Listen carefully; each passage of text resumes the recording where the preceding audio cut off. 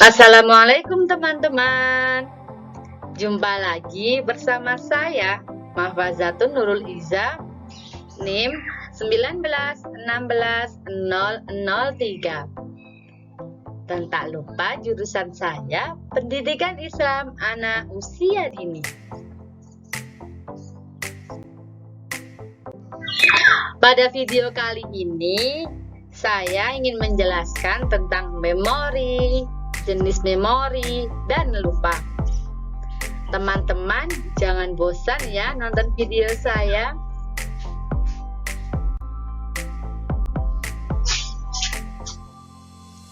Secara etimologi, kata memori berasal dari bahasa Inggris yaitu memory.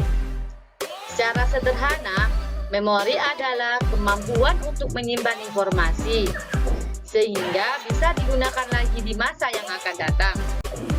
Manusia atau organisme bisa menyimpan informasi yang diterima melalui semua indera yang akan diubah bentuknya sedemikian rupa sehingga dapat disimpan ke dalam otak kita. Secara singkat, memori dapat diartikan sebagai suatu sistem pengolahan informasi. Memori melibatkan apa yang kita lihat dan kita alami dengan merekamnya. Memori ini menggunakan rekaman untuk melakukan aktivitas. Akan tetapi, tidak semua pengalaman itu bisa kita simpan dengan baik. Hanya informasi atau pengalaman tertentu yang memiliki kekhasan atau spesial saja yang bisa kita simpan. Sehingga memori ini juga memerlukan sebuah tempat untuk menyimpan informasi tersebut, menerimanya, dan mengingatnya kembali informasi yang bersifat khusus atau spesial tadi.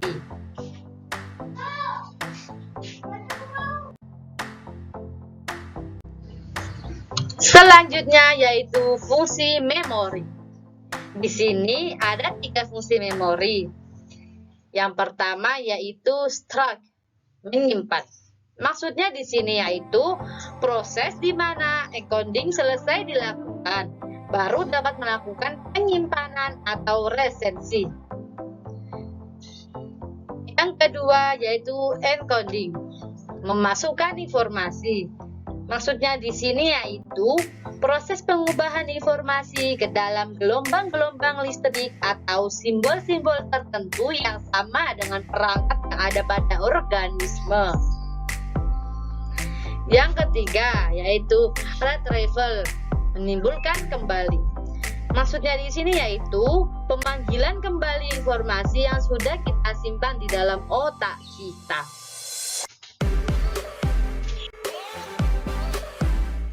Selanjutnya yaitu jenis-jenis memori.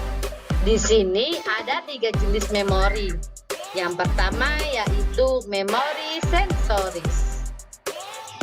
Memori ini yaitu proses penyimpanan memori melalui jalur saraf-saraf sensoris yang berlangsung dalam waktu yang pendek. Contohnya, contoh dari memori sensoris ini yaitu cobalah matikan lampu di ruang belajar kita sebentar. Setelah itu, dekatkanlah jari-jari kita pada lampu yang ada di atas meja belajar kita. Kemudian, buka mata kita sejenak dan tutup lagi mata kita. Pada saat itu, kita akan terlintas jari-jari kita selama beberapa detik itu. Kejadian seperti ini merupakan berlangsungnya memori sensoris. Yang kedua yaitu memori jangka pendek. Memori jangka pendek ini merupakan suatu proses penyimpanan memori yang bersifat sementara. Disebut juga working memory. Karena informasi yang disimpan hanya bertahan selama informasi itu masih dibutuhkan. Dari ingatan jangka pendek ini, ada sebagian materi atau informasi itu yang hilang, dan sebagian lagi diteruskan ke dalam ingatan jangka panjang. Yang ketiga yaitu memori jangka panjang. Memori jangka panjang ini merupakan proses penyimpanan informasi yang relatif permanen.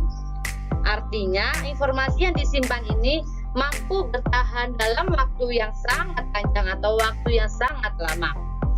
Kapasitas yang dimiliki dalam ingatan jangka panjang ini tidak terbatas.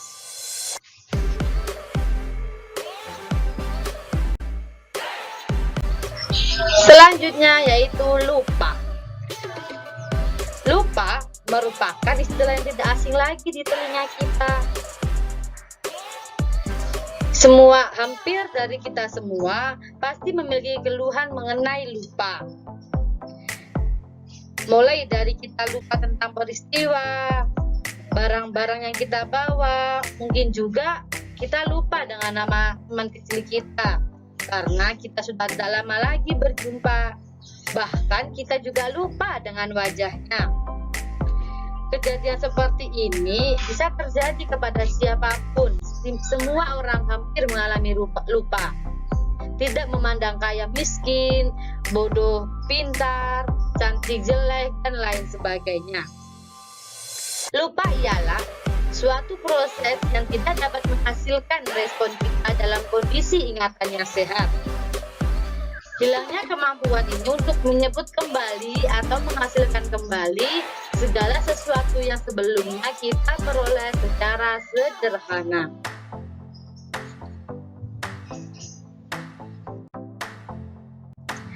Adapun penyebab utama lupa. Di sini ada 5 penyebab utama lupa. Yang pertama yaitu informasi hanya tersimpan di memori jangka pendek. Selama hidup, kita akan menyimpan banyak sekali memori di dalam otak kita. Awalnya saat panca indera kita menerima rangsangan dari lingkungan, memori sensorik akan mencatat sebagai sebuah informasi. Kemudian, informasi-informasi tersebut akan disimpan ke dalam otak sebagai memori jangka pendek. Memori jangka pendek ini hanya bertahan secara singkat. Jika memori tersebut tidak dipertahankan secara aktif, maka memori ini hanya bertahan dalam hitungan detik saja, yaitu sekitar 20 hingga 30 detik. Contoh pada informasi hanya tersimpan di memori jangka pendek ini, contohnya ketika kita ingin menyimpan nomor HP teman kita akan menyebutkan beberapa digit angka dan kamu akan mengulang angka tersebut sambil menyatatnya. Akan tetapi ketika semua angka telah disebutkan oleh teman kita, kamu udah nggak bisa mengingat angka-angka itu tadi. Kamu sudah lupa. Nah, di sini ini yang disebut dengan memori jangka pendek. Jika angka tersebut tidak diulang berkali-kali atau secara terus-menerus, maka kita akan tidak mengingatnya lagi. Informasi tersebut akan hilang dan masuk ke dalam memori jangka pendek.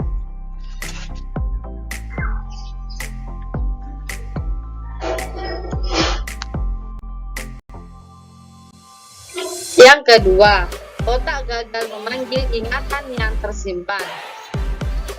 Jika kita selalu memanggil atau mengingat kembali memori jangka pendek tersebut, memori jangka pendek ini akan masuk ke dalam memori jangka panjang. Memori jangka panjang dapat kita ingat kembali sampai beberapa waktu tertentu, bahkan bisa mencapai waktu yang sangat lama. Tapi meskipun memori jangka panjang ini bisa kita ingat kembali dalam waktu lama, detail-detail rangkaian kejadian yang ada pada memori tersebut lama-kelamaan juga pasti akan terlupakan. Ada teori yang menjelaskan bahwa setiap memori yang disimpan di dalam otak akan membentuk jejak-jejak memori. Teori ini disebut dengan teori peluruhan. Menurut teori peluruhan, seiring berjalannya waktu, jejak-jejak memori ini akan memudar atau menghilang apabila kita jarang mengulang kembali memori tersebut. Akhirnya, otak gagal atau nggak bisa lagi memanggil informasi yang kita inginkan atau yang ingin kita ingat kembali.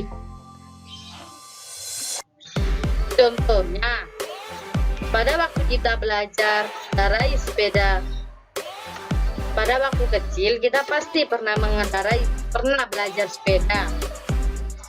Tahun setelahnya mungkin kita masih bisa mengingatnya apa warna sepeda kita, apa merek sepeda kita belajar di mana, dan lain-lain. Tapi setelah belasan tahun kemudian, kita mulai lupa sedikit demi sedikit rincian kejadiannya.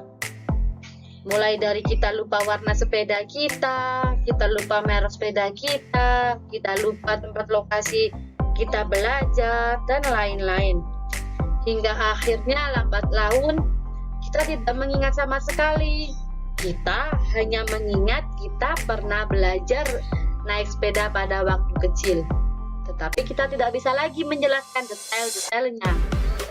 Nah, hal seperti ini cenderung mengingat kejadian utama saja, yaitu pertama kali belajar mengendarai sepeda dan sewaktu kecil. Akan tetapi rincian-rinciannya kita sudah tidak lagi bisa mengingatnya.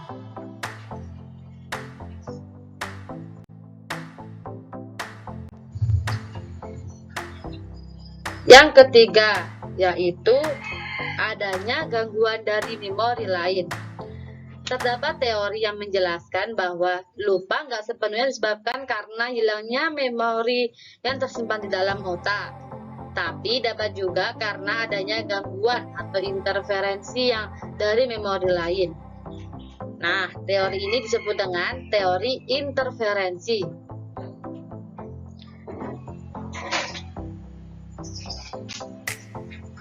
Menurut teori ini, banyaknya informasi yang disimpan di otak membuat beberapa memori bisa saling bertumpuk satu sama lain. Akibatnya kita jadi sulit mengingat sesuatu karena memori yang ingin kita ingat itu justru terganggu atau terhalang oleh memori-memori lain. Kemungkinan besar gangguan ini akan terjadi ketika kita menerima beberapa informasi yang hampir mirip. Selain itu, gangguan juga bisa terjadi karena otak harus menampung banyak informasi yang berbeda dan pada waktu yang saling berdekatan. Contohnya saja, ketika kita menerapkan SKS, yaitu sistem kebut semalam, untuk mempersiapkan ulangan matematika di sekolah kita. Kita akan belajar dengan non-stop. Kita akan menghafal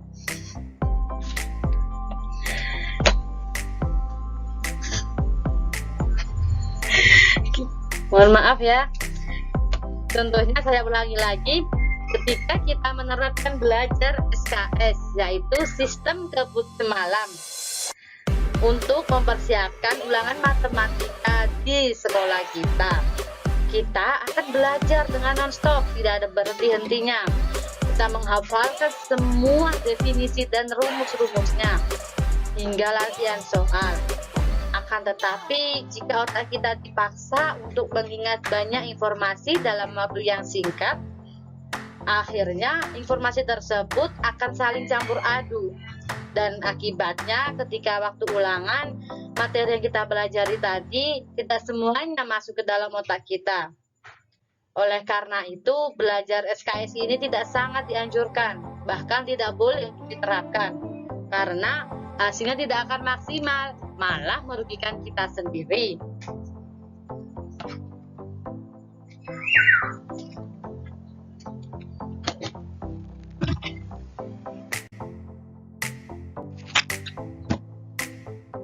Selanjutnya yaitu kecenderungan untuk melupakan suatu hal.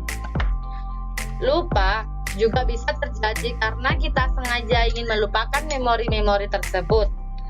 Biasanya, memori-memori yang sengaja ingin dilupakan ini berisi tentang kejadian-kejadian yang kurang menyenangkan atau traumatik.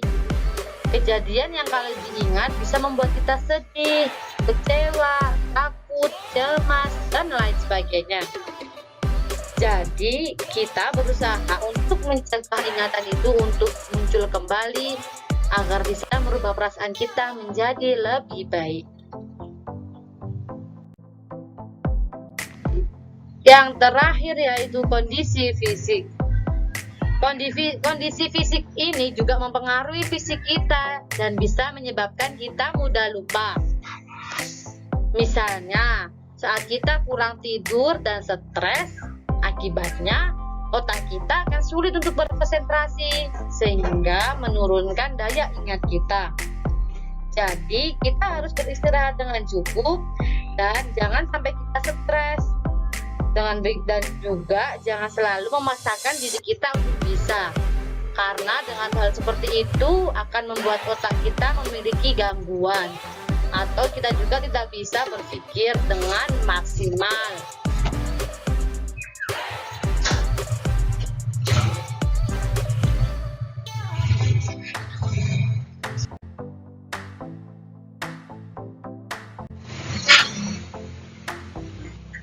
Mari teman-teman. Terima kasih teman-teman yang sudah mendengarkan video saya. Mohon maaf ya kalau masih banyak ada kelirunya. Sampai jumpa kembali di video selanjutnya. Jangan bosen ya pokoknya. Assalamualaikum warahmatullahi wabarakatuh.